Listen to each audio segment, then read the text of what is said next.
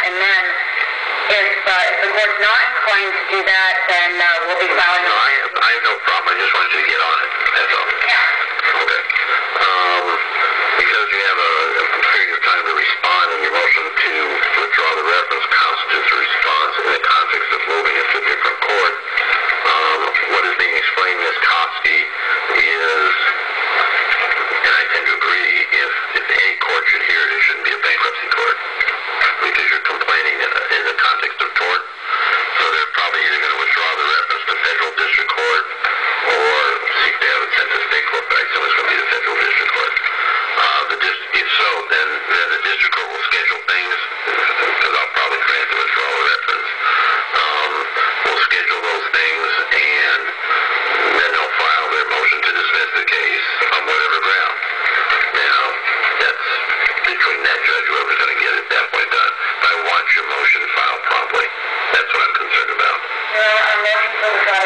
will be filed on Monday. Okay.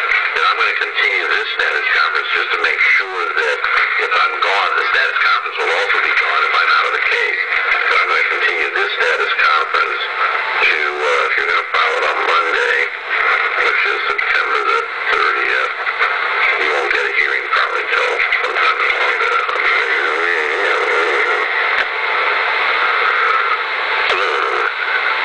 Okay, I'm going to continue this to October 20th at 2 p.m. That's a claims date. But you should have your hearing on the motion of withdrawal reference either on that date or before that date. Getting off my calendar. I'm sorry, one follow-up. You mentioned that our motion to withdraw the reference is a response. Well, it's not a response in the context of the formal response, but it's because you had until September 6th to file something. If you file your motion to withdraw a reference, I'm not going to default you. Okay. Okay? So that's what I know. I call it as a pleading. So, but it doesn't constitute a formal response like an answer. All right, Ms. Koski, what this means is we're going to be having these preliminary wranglings for a little while longer, and then you'll eventually find your home for whether this case goes in whatever manner it goes. Okay? I assume the debtor is going to be filing an objection to at least the workman's comp claim, or is that going to be sent out to workman's comp coverage people? That is coming out of the hearing. Okay. All right. Fair enough. Okay, October 20th at 2 p.m. Ms. Koski. Can I add something to this claim? Can you add something? Yeah, I was on fraud charges. If you want to amend your complaint, you're free to file an amended complaint. Okay. To say to me orally, I want to add something, doesn't help you, you got to put it in writing. Okay. So if you want to go file an amended complaint, you should do it very quickly. Okay. All right? I can do that here in the bankruptcy court? Right now, that's the only place you are. Okay. So at this point, I would do it now. If you get withdrawn at all, get withdrawn. All right? Okay. A non-dischargeable debt in bankruptcy is a tort, so it could be handled there for malicious and willful intent to injure. So a drunk driver, for an example, cannot just declare bankruptcy after he damaged you, nor can a corporate Hitler. So that law I found a little later, and it could have been handled where you would get damages against the estate of a corporate Hitler, like Consolidated had $340 million. You would lien against that estate and only get 10 cents on the dollar. An adversary complaint is what the Constitution allows for those of us that are not having good attorneys, and therefore you have to file a form and put your causes of actions down on that form and look those up. And basically in the bankruptcy, you'd have to look under the bankruptcy books. But when you go to the bankruptcy courthouse, you just ask them for the, or you could download it on your computer, for the adversary complaint. This is really actually a great opportunity for an individual to go in front of the judge and try to get some compensation for one's damages.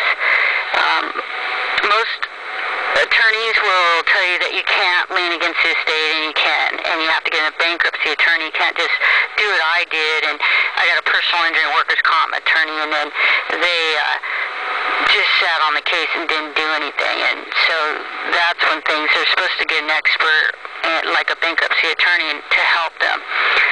And therefore you wouldn't be going through the quagmire state of hell that I've had to go through, and a lot of other injured people are spending 6 years in these, dragged through these courts. I've been on 7 years, and there's no reason for it. But if you have a heads up, then you can help yourself out. Now, they are saying, this particular judge is saying that they wiped out this willful maliciousness. I do not believe the legislators did this at all, and I came up with case law, and once they start this type of action, then that's what creates more trouble for us. And the other issue that I'm trying to bring up here, the whole fraud. And obviously there's creditors and there's unsecured creditors. Unfortunately, I was thrown in that because I didn't know about the tort law, and I should have been in the basically the creditor. It was a defective form at the bankruptcy court.